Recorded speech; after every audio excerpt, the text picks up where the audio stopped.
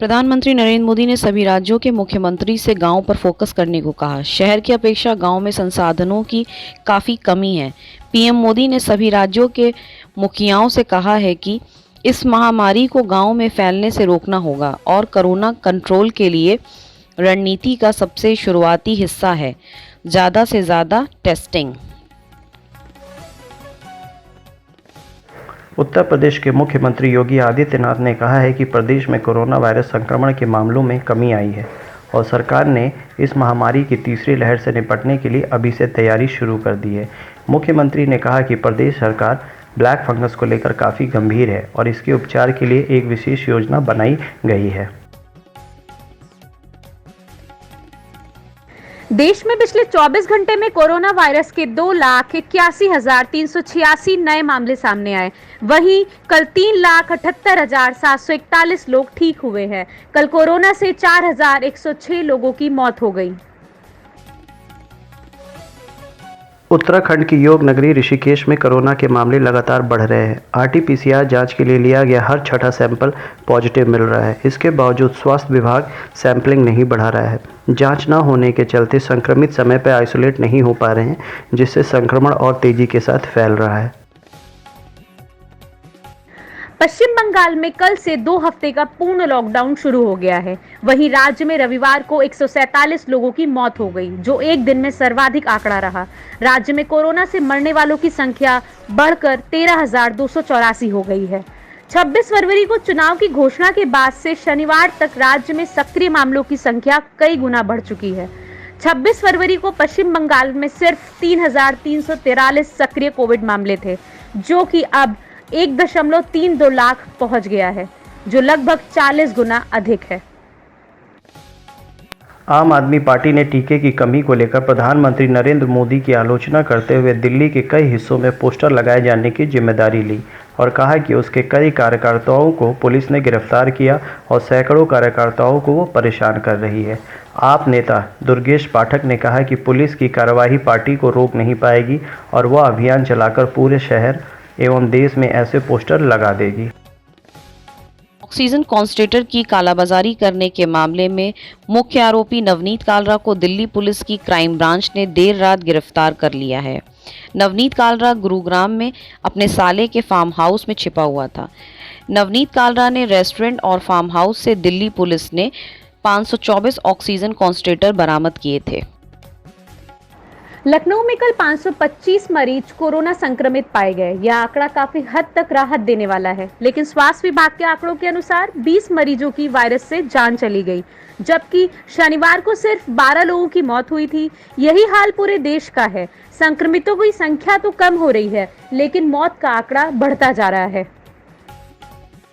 पूर्व केंद्रीय मंत्री और दिल्ली कांग्रेस के पूर्व अध्यक्ष अजय माकन ने दिल्ली के मुख्यमंत्री अरविंद केजरीवाल को केंद्र सरकार से लड़ने के बजाय काम करने की नसीहत दी है। वैक्सीनेशन को लेकर आम आदमी पार्टी द्वारा शुरू किए गए पोस्टर वार को लेकर उन्होंने कहा कि कोरोना से लड़ने में हालांकि दिल्ली सरकार और केंद्र सरकार दोनों ही नाकाम साबित हुई है, लेकिन आम आदमी पार्टी सरकार सिर्फ केंद्र सरकार से लड़ने में ही सारी ऊर्जा खपाने में लगी रहती है।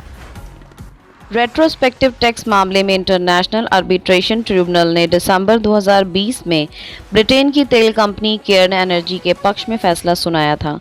मध्यस्थता अदालत ने इस मामले में भारत सरकार को केयर्न एनर्जी को 1.2 अरब डॉलर चुकाने की आदेश दिया था। अब भारत सरकार से 1.2 अरब डॉलर वसूलने के लिए केयर्न एनर्जी ने एयर इंडिया को अमेरिका की कोर्ट में घसीटा है।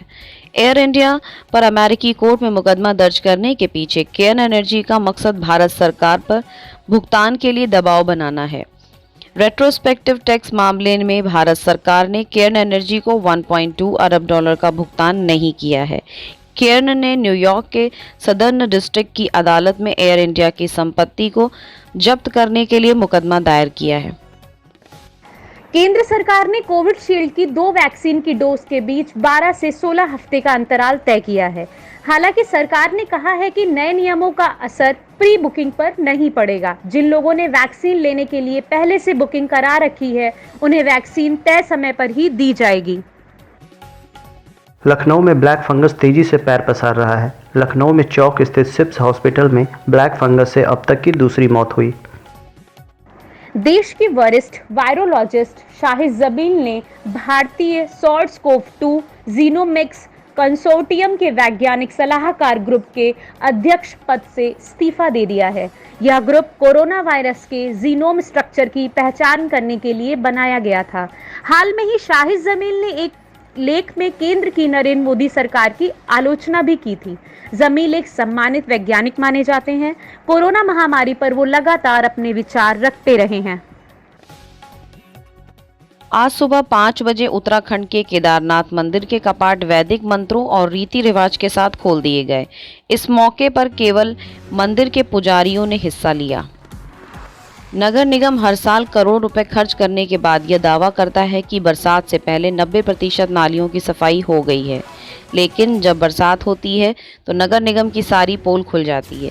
फिर बाद में जांच का आदेश होता है और फाइल बंद हो जाती है। कुछ ऐसा ही हाल इस बार भी होगा। नगर निगम के अधिकारी से लेकर मेयर तक ने दावा किया है कि बारिश से पहले नालों की सफाई का काम पूरा हो जाएगा, लेकिन फिलहाल अभी तो जितना भी काम हुआ है सब हवाई कागजों पर ही है और पिछले सालों की तरह ही कागजों पर ही होने की आशंका है। बस जनता के टैक्स के पैसे से नगर निगम से जुड़े लोग अपनी जेब भरेंगे और जनता बारिश में सड़कों पर जल भराव की समस्या से हर साल की तरह जूझती रहेगी। गुजरात के अमरेली के पास भूकंप के झटके महसूस किए गए हैं। नेशनल सेंटर ऑफ सिस्मोग्राफी के मुताबिक इस भूकंप की रिक्टर स्केल पर तीव्रता 4.5 मापी गई है। हालांकि भूकंप में किसी की जान माल की हानि नहीं हुई है। इसके अलावा गुजरात के राजकोट में भी भूकंप के झटके महसूस किए गए हैं। यहाँ रिक्टर स्केल पर इसकी तीव्रता 3.8 रही। मौसम विभाग ने मुंबई में ताउते चक्रवात के चलते ऑरेंज अलर्ट जारी कर दिया गया है। विभाग के अनुसार ताउते चक्रवात मुंबई में भारी बारिश समेत तेज हवा लेकर आ सकता है। वहीं ताउते चक्रवात का असर मुंबई पर होने की संभावना को देखते हुए शहर भर में आज कोविड-19 वैक्सीन की प्रक्रिया को रद्द कर दिया गया है। भारतीय मौसम विभाग ने कहा है कि ताउते के और घातक होने के आसार है। यह आज शाम तक गुजरात के तटीय इलाकों में पहुंच जाएगा और कल सुबह पोरबंदर से भावनगर के बीच के इलाके से होता हुआ गुजरात को पार करेगा। इस दौरान गुजरात के तटीय जिलों पोरबंदर, जूनागढ़, गिर सोमनाथ, अमरेली में 1 मीटर से लेकर 3 मीटर ऊंचाई तक की लहरें उठ सकती हैं। तटीय इलाकों में जनहानि को रोकने के लिए करीब 1.5 लाख लोगों को सुरक्षित इलाकों में शिफ्ट कर दिया गया है। स्वास्थ्य टीमों को हाई अलर्ट पर रखने के साथ ही एनडीआरएफ की 44 और एनडीआरएफ की 10 टीमें तैनात की गई हैं। आने वाले समय में भी एक के बाद एक कोरोना की लहर आती रहेगी। लोगों के मन से इसी भय को निकालने तथा उन्हें मनोविकार से बचाने के लिए राष्ट्रीय पुस्तक न्यास (NBT) ने कोरोना हेल्पलाइन शुरू की है। पश्चिम बंगाल में ममता बनर्जी की सरकार बनते ही नारदा केस में उनके मंत्री के खिलाफ कार्रवाई शुरू कर दी है। आज सीबीआई के अधिकारी फिरहाद हकीम के आवास पर पहुंचे और घर की तलाशी करने लगे। इसके बाद फिरहाद हकीम को सीबीआई दफ्तर पूछताछ के लिए ले आए। अब सूबे की मुख्यमंत्री ममता बनर्जी सीबीआई के दफ्तर पहुंच गई। इसके अलावा बंगाल सरकार में मंत्री सुब्रत मुखर्जी और विधायक मदन मित्रा के घर पर भी छापा मारा और उन्हें सीबीआई दफ्तर पूछताछ के लिए बुलाया। साथ ही पूर्व मेयर सोवन चटर्जी पर भी कार्रवाई की गई है। जम्मू कश्मीर के श्रीनगर के खानमोह इलाके में सुरक्षा बलों और आतंकियों के बीच मुठभेड़ हो रही है। इजरायली युद्धक विमानों ने आज सुबह गाजा सिटी के कई स्थानों पर भीषण हवाई हमले किए हैं। इसके कुछ ही घंटे पहले इजराइल के प्रधानमंत्री बेंजामिन नेतन्याहू ने गाजा पर काबिज चरमपंथी समूह हमास के खिलाफ चौथे युद्ध के जोर पकड़ने के संकेत दिए थे। उत्तर प्रदेश के वाराणसी में ब्लैक फंगस के तेजी से बढ़ते मामले की वजह से बीएचयू में बनेगा अलग वार्ड। अब तक 29 मामले रिपोर्ट किए गए, जिसमें 1 की मौत हुई। 15 बेड से हो रही है अलग वार्ड की शुरुआत।